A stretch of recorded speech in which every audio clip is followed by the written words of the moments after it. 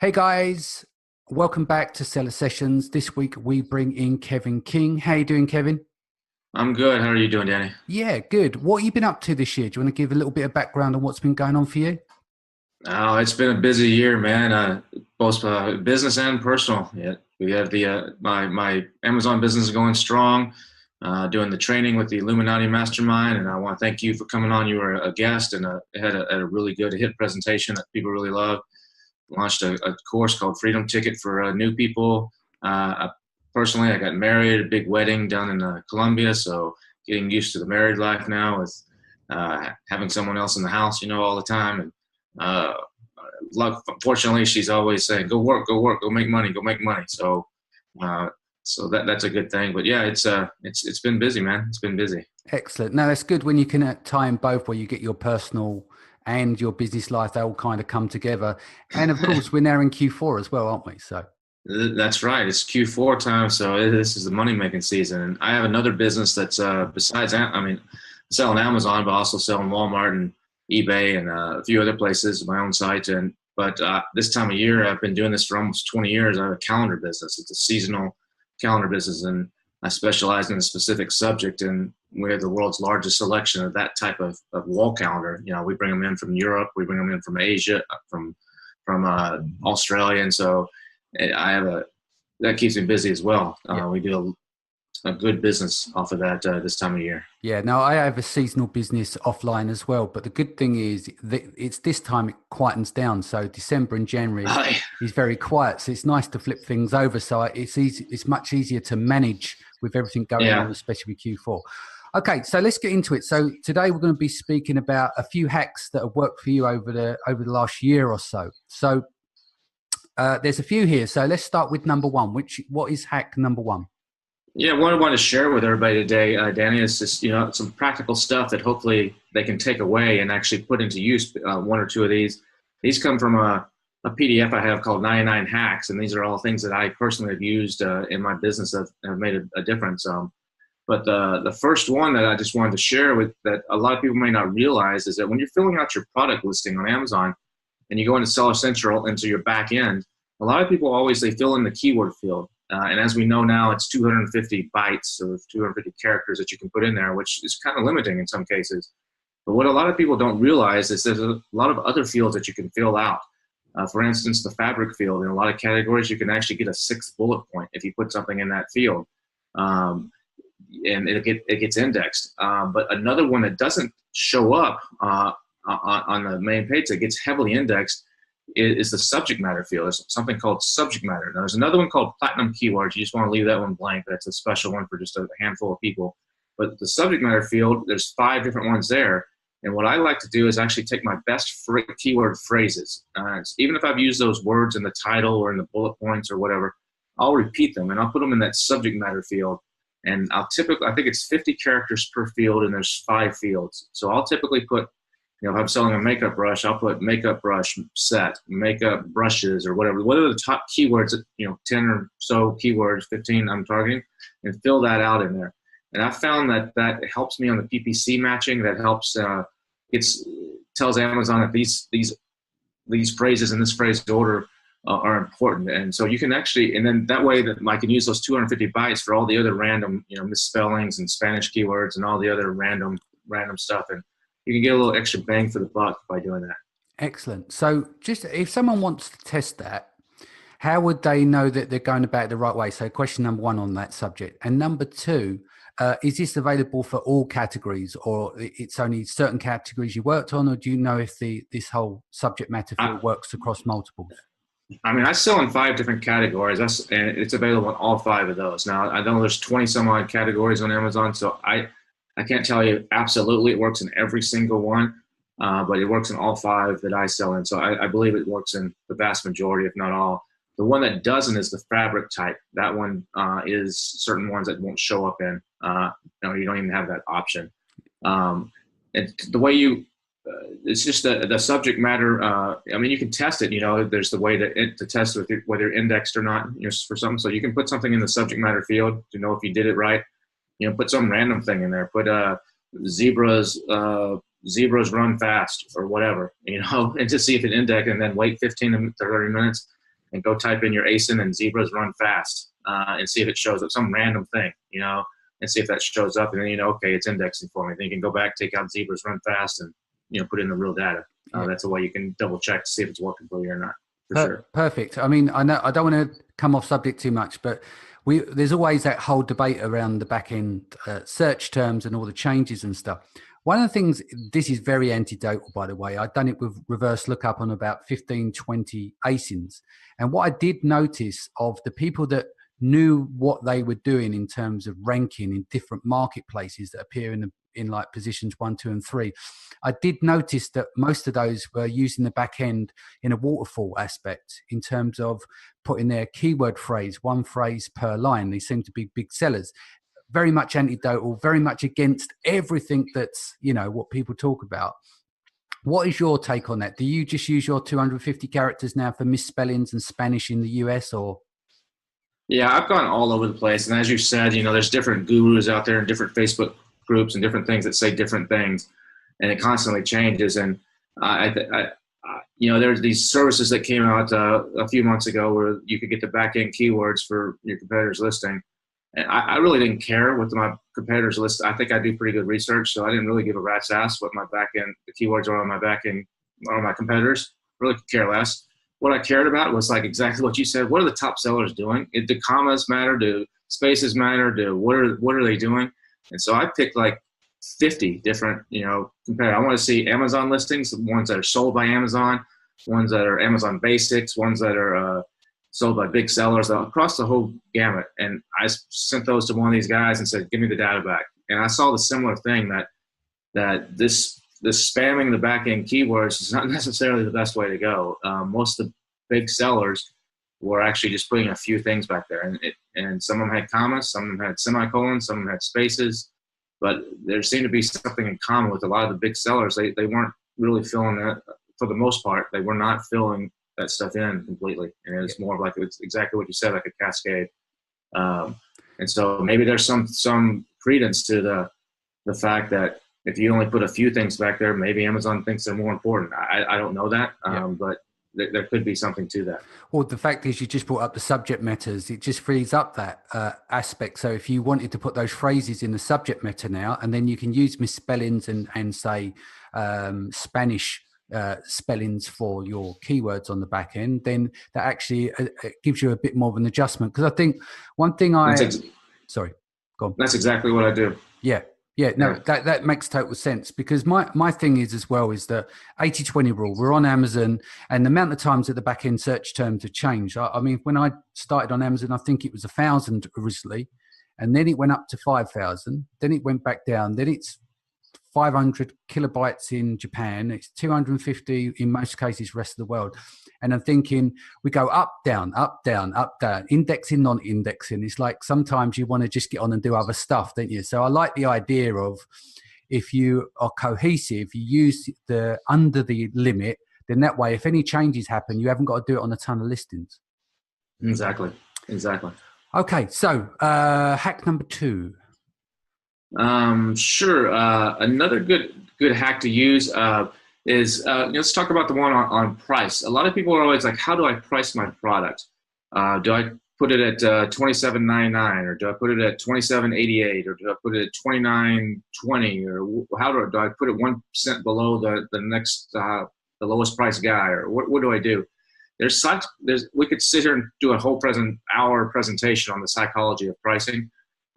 Exactly, but the one I just want to share quickly here is that the cents here in the U.S. market that you end your pricing in can make a difference.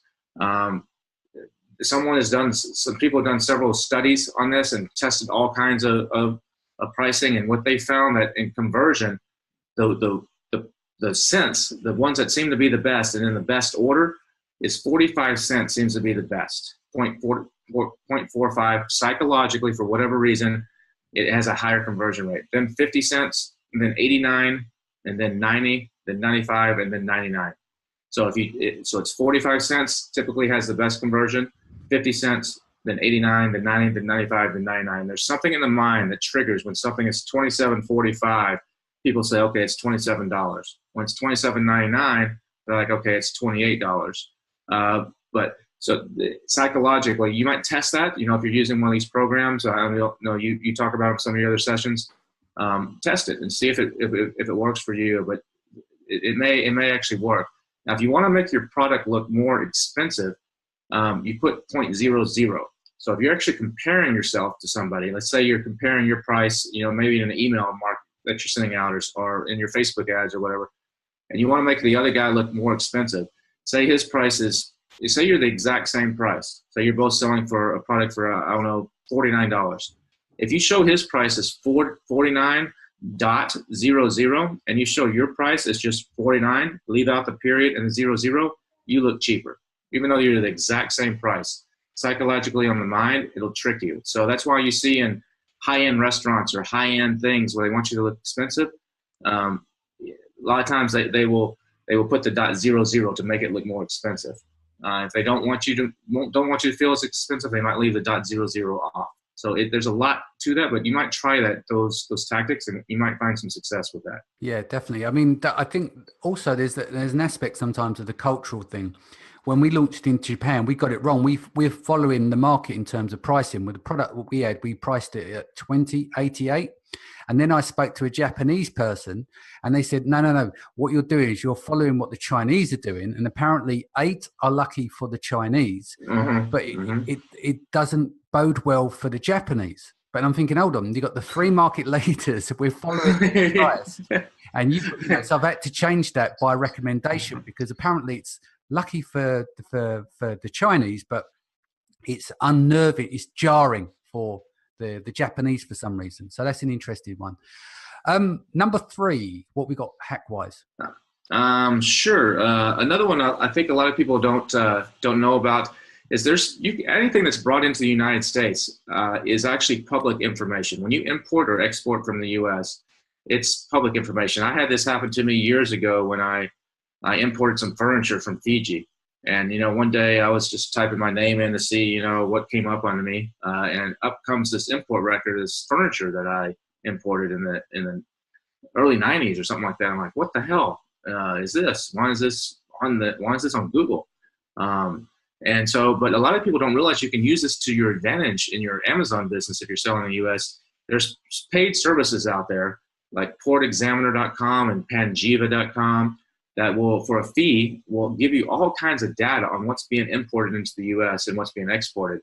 And there's another one that actually lets you do some free searching. They have a paid aspect to it, but you can actually go and do some a free bit of searching. It's called usaimportdata.com, usaimportdata.com.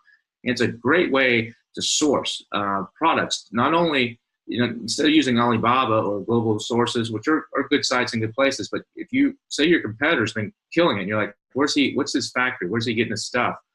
You can go to USA Import Data and you can do some searches, and you can actually find out exactly his factory, who his trading company is, how many he's bringing in, how often, what port, and you can reverse engineer that, and you can use that. And maybe maybe you want to go to that factory and say, hey, I want to do the same thing, but I want to change it a little bit, and that already are making it. And you can, rather than ordering samples from the factory, and having to pay $50 or $100 for a sample, you can go ahead and order a sample from the US. You're going to get a random sample, that it's not the stellar, pristine sample that they picked out of the box of 1,000 and dusted everything off and carefully cleaned it to send to you. That's going to be the best sample. You're going to get a random sample of their product from Amazon in the US on your Prime account, in 2 days or a day or whatever, and you can see the quality of what the factory's doing, and then you can go straight to that factory and use them, and you can do it on other competitors. You can do it to see how much they're really bringing in, and you can get a lot of really cool data by using the site, and it's a great way to source as well.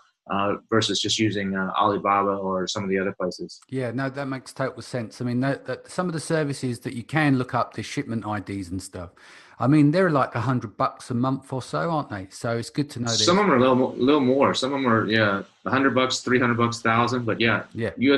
Try USA Import Data and just play around over there. And I think they have stuff from India and China, and you can actually designate the country where it's coming from, and I use it quite a bit to do some spying on the competition. Excellent. Number 4. What we got? Number 4. Sure. Another good hack. is a lot of people always are wondering how to get video on their listing. And now Amazon's going to be, by the time this comes out, they may have already done this. They're saying they're going to do it any day now, where brand registered people are going to be able to actually have a video show up in the images. You know, those 7 images that show up on most listings. The bottom one's going to be a video. Right now, you have to have a vendor account to actually get that, or know someone that has a vendor account that can kind of slide you in through their account. But there's another way to get, until that becomes reality for brand registered, or if you're not brand registered, you can still get video on your listing. You just can't get it in the 7 places, but you can get it in the video shorts section right below, which doesn't make that big a deal on a desktop, but it's huge on mobile because it shows up very prominently on your listing on mobile. And as most people have heard, you know, especially like right now in the fourth quarter, 70% or more of the searches are starting on mobile. And so if you can get a video of your product, maybe it's an influencer talking about it, maybe it's a video you have made, maybe it's a comparison, a box opening, showing yours versus the competition, whatever it may be. But there's several services out there that do this, but the one that I like to use is called Gen Video. It's Gen, Gen .video, not genvideo.com, but gen.video. And they work just like a FameBit and some of these others, where you can actually, if you don't have a video made, I think they start at like $500, but you can actually have an influencer make a video for you according to your specs. They'll put it on their YouTube channel, promote your Amazon page, and so forth. But you don't have to use that aspect of it. The beauty of it is, if you already have a video, maybe you've reached out to influencers, or you're a good video maker, or your wife or your girlfriend or whatever made a great video.